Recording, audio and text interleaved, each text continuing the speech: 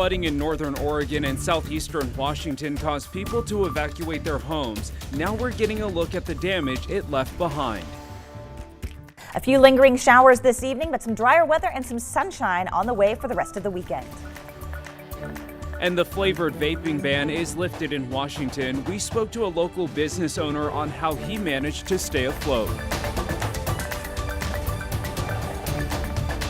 Good evening. It's good to have you here with us tonight. I'm Tim Pham. Vape shops all around Washington state are rejoicing this weekend after a ban on flavored vape products was lifted after 4 months. KREM2's Brandon Jones explains how one shop owner in downtown Spokane handled the whole ordeal. And what it really did is affected our business immediately. We didn't think it was going to have such a big effect. That's John Dawson. He's the owner of Kung Fu Vape in the U District downtown, and he says the temporary ban on flavored vape brought his shop some problems. The business took a hit. Foot traffic started slowing down. As soon as people found out they couldn't buy those products, they were only stuck with 2 options. He says that led people to either buying their go-to products online or driving across the state line into Idaho to pick up different vapes. A lot of his customers are from out of town, so they walk into his shop unfamiliar with the state laws, and he had to let them know there weren't any of the flavors in stock. But now, February 8th, we're back in business. We're fully stocked. We have all the flavor stuff back on the shelf. Back in October, the ban was put into place with the idea of preventing underage kids from vaping. In December, Governor Inslee said he was in favor of a permanent ban.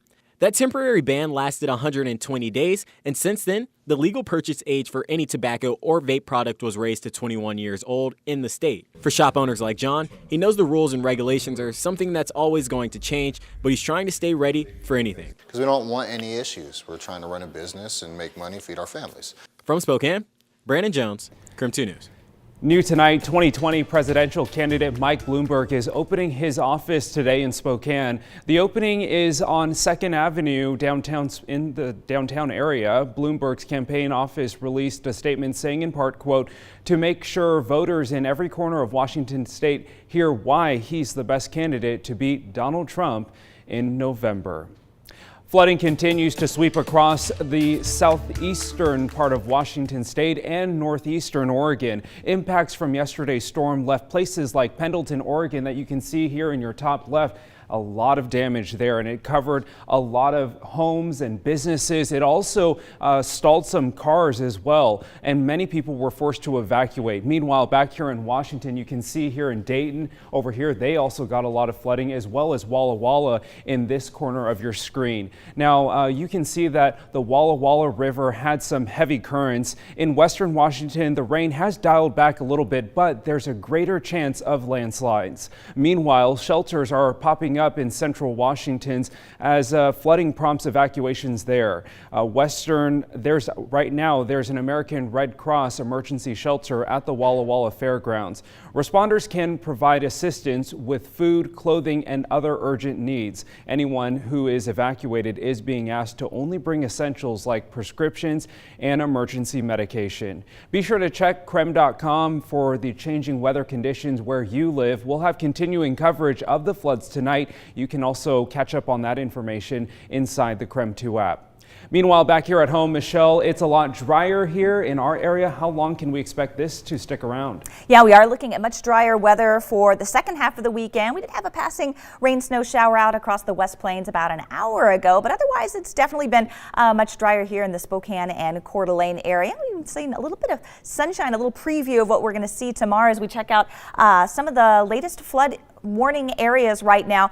We're looking at, though, conditions to start improving after today as some of those floodwaters start to recede tomorrow. But we do still have a couple of advisories and warnings. An aerial flood advisory for Lewis County in the southern Idaho Panhandle. We still have the flood warning out in the Columbia County in southeastern Washington. Still seeing some high levels on those creeks and streams, but they should be cresting today and start receding tomorrow. And also flood warning continues across the Walla Walla River at Touchy. That is expected to remain high through early on Monday. Right now on satellite and radar, still seeing some isolated showers in the Spokane area in northern Idaho, but still seeing continued rain shower activity across south central and southeastern Washington. We're also dealing with some snow showers in the mountain and then some snow melt, kind of compounding the issue of flooding in that area. A couple of winter weather advisories and winter storm warnings, mainly for the Blue Mountains across southeastern Washington. Those will be expiring tonight. And again, much drier weather on the way for tomorrow. Temperatures in the upper 30s right now in Spokane, 40s across the central part of the state, and lower 40s from Pullman down into Lewiston. It's going to be getting chilly tomorrow morning as temperatures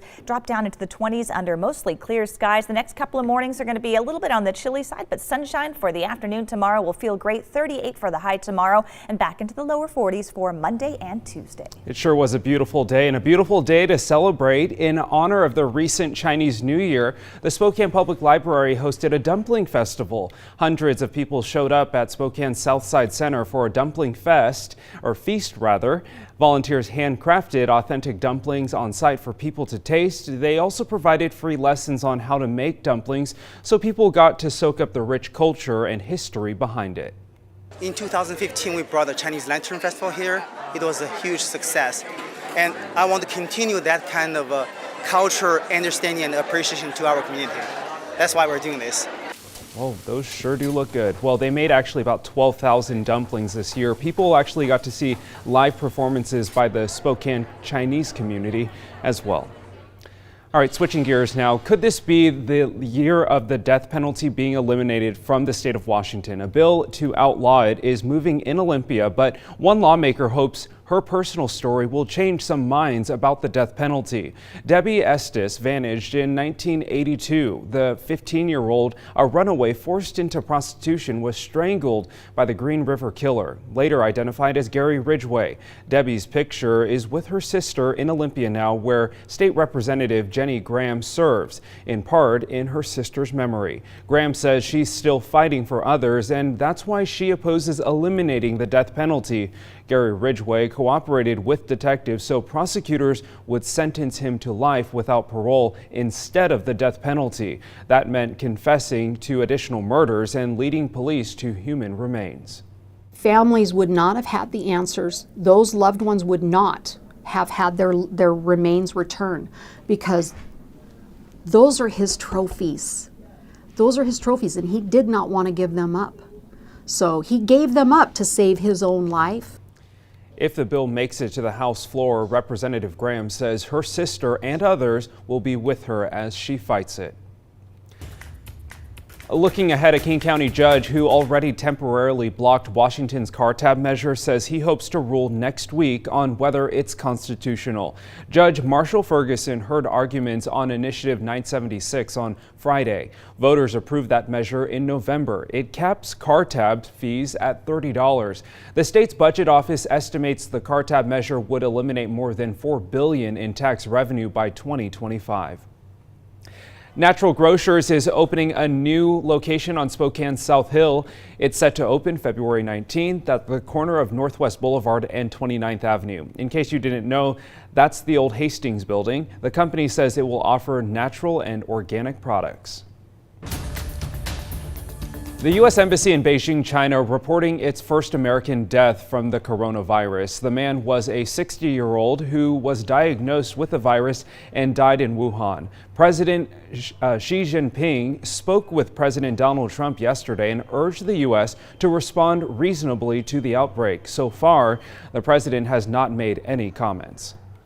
It's unbelievably stressful and challenging for both our guests and our crew. Being isolated to a stateroom for 14 days, although well appointed, is certainly not an experience we would wish upon anyone.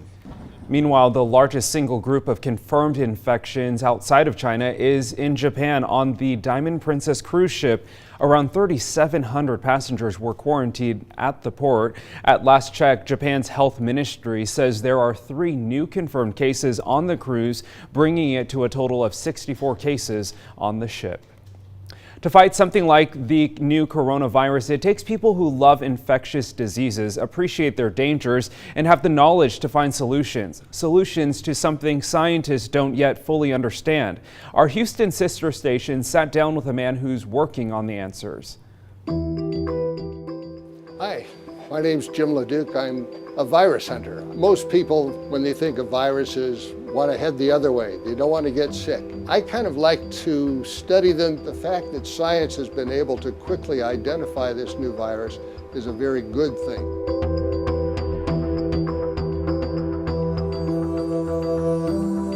We tend to minimize the risk associated with seasonal influenza because we see it every year. We get a vaccine for it. We don't have that same level of experience with the new coronavirus.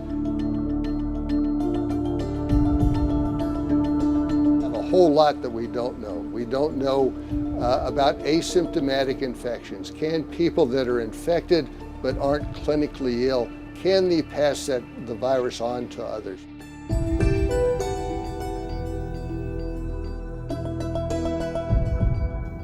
We don't know about recovery. We don't know what happens if a person is acutely ill and then recovers. Do they go on to have lasting problems? But it's not time to panic. It is time to be attentive to what's going on around the world, but it's not time to panic.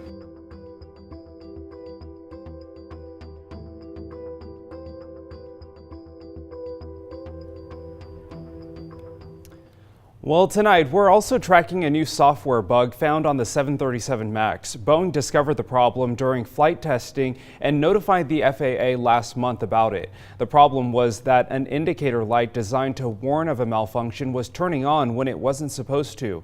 Boeing says the latest flaw shouldn't delay the plane's return to service, which the company hopes will be this summer.